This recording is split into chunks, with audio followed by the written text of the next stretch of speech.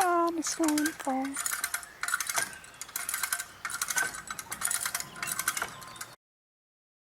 Ready?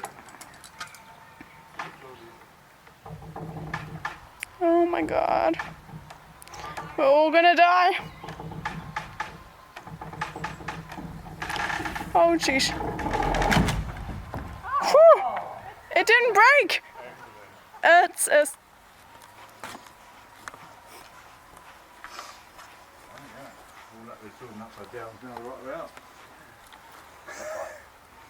whoa, that looks so cool.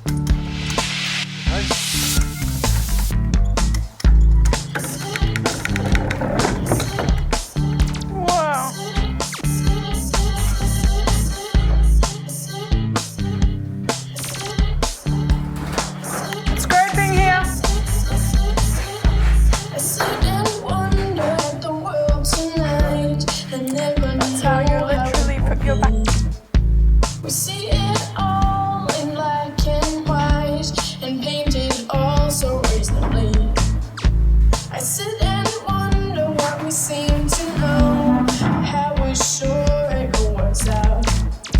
You'll make the sauce, I'll make the dough. Soon we'll see what it's about. It'll be like, it'll go viral.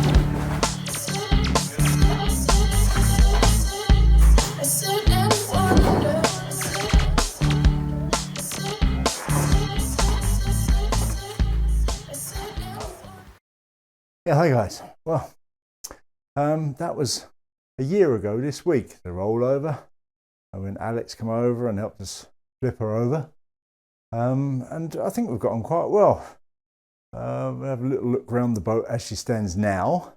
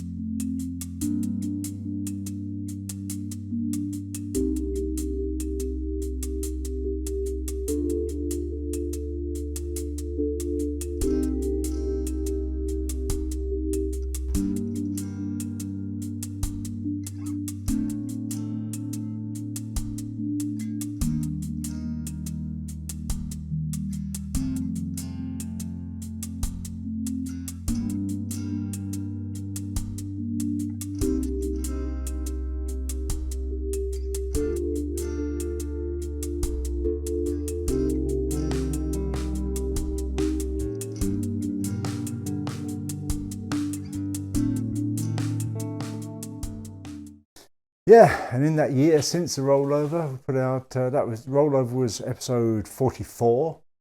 This is 95, so that's 51 episodes in the last 52 weeks, basically, in a year. Yeah, keeps us busy, out of mischief. This week's been all about these, what I tend to call the rubbing strake or rub rails, but this part isn't really the rubbing strake or rub rail, because the actual sacrificial part will be on top of this. There'll be another layer, which will be the sacrificial part of it. But it's been all about that. As you might imagine, we've done it in the black locust. First job was to rip some off on the saw there, and then plane them up 3 sides, planed up top, the outer side as we're looking at it here, and the underside. The inside was left rough so that the epoxy would bind better to it, get a better bond with it. And then it's epoxied on. We put it on first of all with stainless screws. And when the epoxy was dried, I've taken them out, and I will put some bronze screws through there later. And now, well, then just run around there with a fillet around the top of it, fillet of epoxy. And I've just been cleaning that up after the filleting, so that's where we are. Something else I need to mention, and that's a real big thank you to everybody who bought a t-shirt off us. I showed you the t-shirts last week. We didn't order many, so we ran out fairly quickly, but all the L size ones are gone. I've got a few XLs left, but not many. I will be putting in another order, getting some more printed, and when they're here in a few weeks' time, I'll let you know. But thank you very much if you bought a t-shirt. It's wonderful.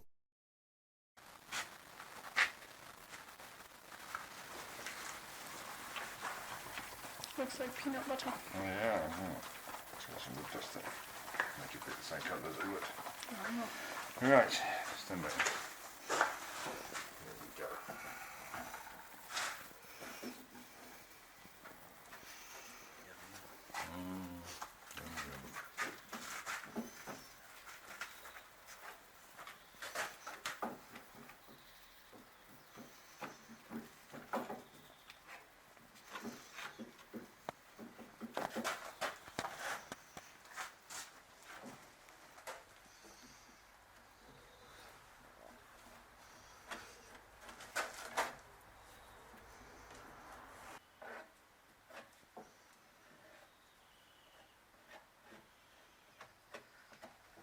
Good. Good in, Kerry. Right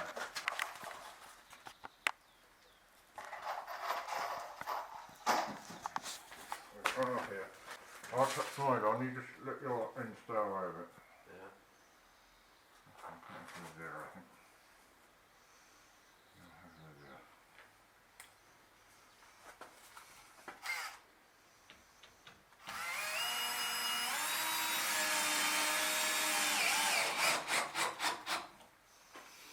Let's. I like that there. That's good.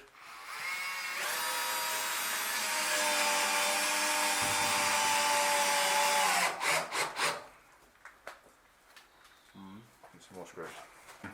Nice and tight. That's good there. Nice. Down a little bit. Up there. So it's quite good, I think.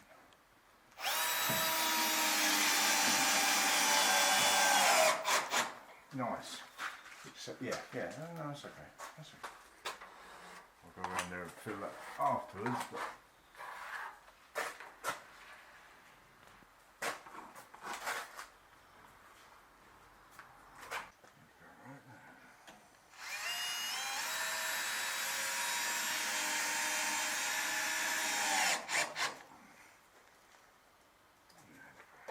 But alright, how's that look there? Yeah, I think that's okay.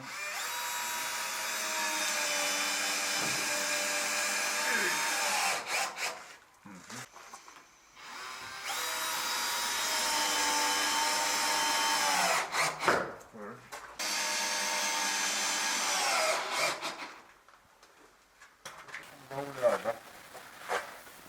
Up like that. I'm going to get some dirt on it.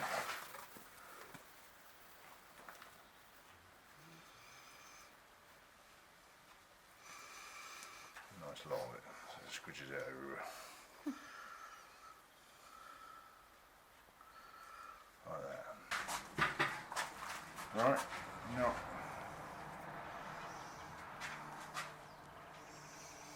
Yeah, that's quite good there. So drop down there just a fraction, that's perfect there, just hold it there, that's nice.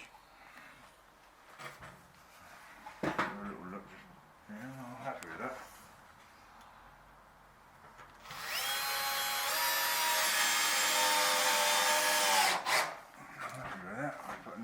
Right.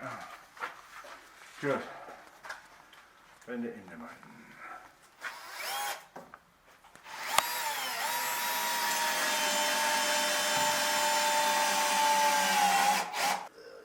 Yeah, fraction come down a fraction there. Someone put a bloody canoe in the way.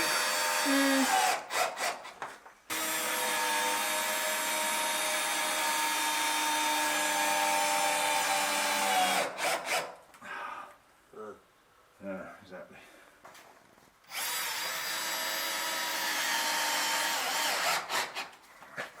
Good.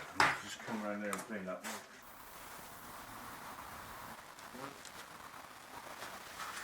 Right.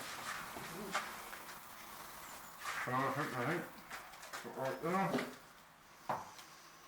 Lift up a little bit your end, I think, yeah, it looks good. Stop right there.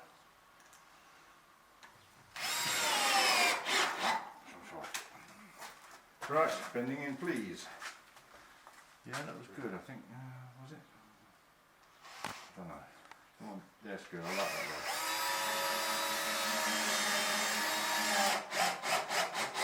Certainly dripping here. Yeah, good.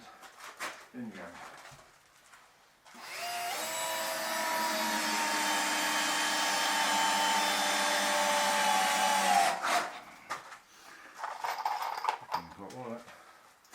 You're alright, you're halfway point.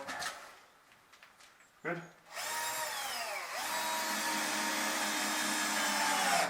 Happy, Gary, happy.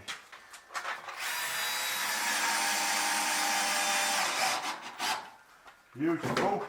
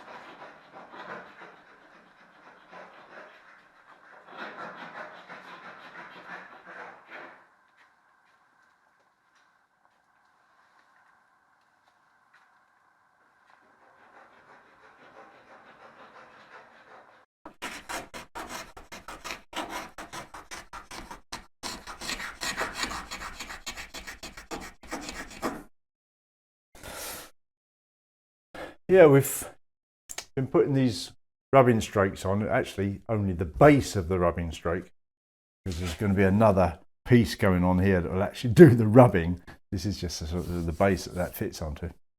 We've got them on all the way around. It's come out very well.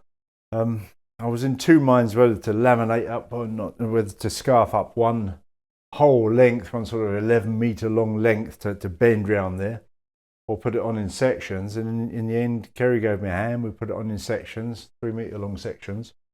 I'm really pleased with the way it's come out. The lines are good. It's come out nice and steady through there. It's epoxied on and screwed on. I've taken the screws out again. I will then go around with some bronze screws, put them in there and fill over them or plug them. And at the moment, I'm just cleaning up the epoxy, just running around it, cleaning up any bits that would come up on the side here, like that. And generally, they're more here than up there, and cleaning up the top, and then we'll be coming around with the sander and sanding the front off. And to clean it up there, I'm just using this scraper, and perhaps that's an opportunity. Let me hold it to the camera. Can you see that, Hazel? An opportunity for a tool tip. It's a Sandvik, which nowadays seem to be called Barco. We've been into that one before. They're all the same company. Apparently owned by Snap-on. Apparently they've recently been bought, or recently-ish, bought by Snap-on, American tool company. But anyway, Swedish Sandvik scraper. And these little scrapers are brilliant. This sort of thing doesn't necessarily have to be this model, but there are all sorts of ones. You've got the changeable blade. And it's a very low-tech tool, and for scraping wood or preparing paintwork or preparing varnish, scraping varnish off, old varnish, they are brilliant. And the beauty of them is, well, there's a few beauties of them really. One of the great beauties is that they don't make dust. They make shavings, very fine shavings. You know, all electric sanders, grinders, whatever, which will do the job certainly, turn whatever you're taking off into dust, and you've got to wear dust masks, and you need ear protectors for the noise. The scraper, I think, is an Alan Farrell quote, isn't it? I think he says the beauty of hand tools is you can talk to your friends while you're working. And it's a good one, isn't it? You know, they don't make a row. They don't fill the air with dust, so you need a dust mask. And a lot of our tools these days tend to turn whatever material it is into dust. That's one of the reasons I'm not really a big fan of routers. You know, if I can cut something with anything other than a router, I will, because they turn wood into dust, don't they? Fill the shop with a load of dust. And these scrapers, same thing. No dust, you know, just fine shavings.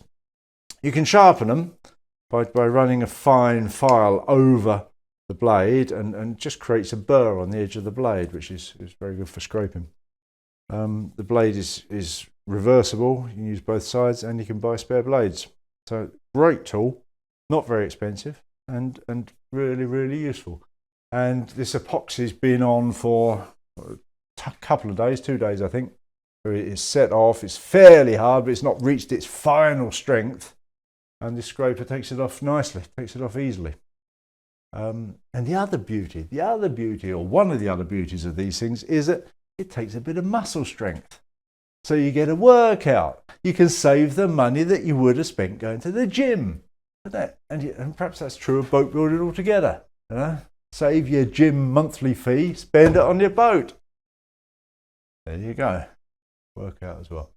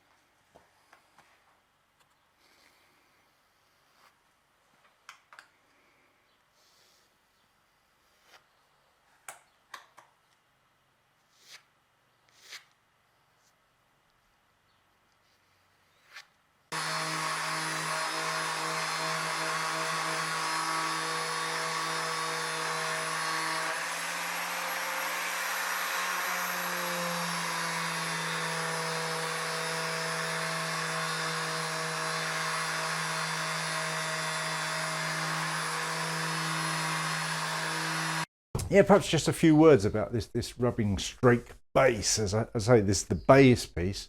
I intend to put another piece of wood on top of this that will do the actual rubbing. And I may use cherry for that. I'm not sure. Maybe more black locust, maybe cherry wood. We'll see. But anyway, I see this as a structural stringer, this base. It goes the whole length of the boat, and it kind of forms a sandwich. So this piece on the outside, there'll be bronze screws going through it into the shear clamp, the other side. So you've got shear clamp, you've got this base piece on the outside, and the plier pieces between them, and it clamps it all together, and I think it will make a significant structural difference to the boat. So that's my thinking there. It also has the role of dividing up the panels for painting. We've got the tow rail at the top here, rubbing strake at the bottom, and clearly now that is going to be white here. Once we've got the trim on around these bulwarks, that will give us that panel to be painted in white. Below here will be the blue hullwork. So that's getting towards being ready for painting. So that's one of the reasons why I'm working on all this wood trim at the moment. And I think these bulwark trims will be one of the next things I do. So that we're dividing them up into panels to start thinking about painting, get some epoxy primer on hopefully in the next couple of months. Yeah, that's where we are. Exciting times, as ever. Well, in the comments last week, there was a question about the keel and how it fixes on the boat, how the loads are spread. And I said I'd address that in this week's video. But I hope you'll forgive me. I'd like to push that back one more week and deal with that next week. Next week I should do a session of questions and answers that I've been asked in recent times. Trying to answer all your questions in detail with video helping out. So the keel question will be addressed next week. Alright guys, that's it for this week. Thanks for watching all that YouTube stuff, and we'll be back next week. See you then. Bye.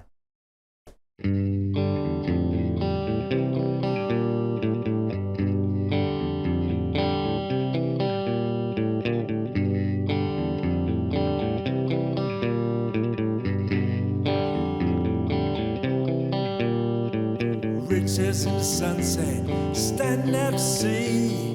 Tell me where you're going so decisively. What's your destination? Tell me where you're bound. We can move together where adventures abound.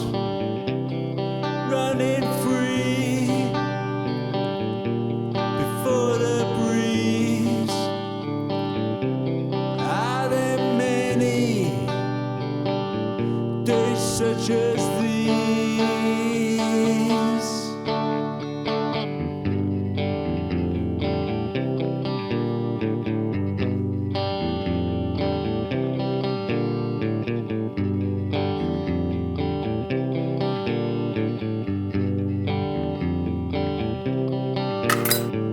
Riches and sunset, uncharted waters bound, breaking through the tethers that kept you from the ground.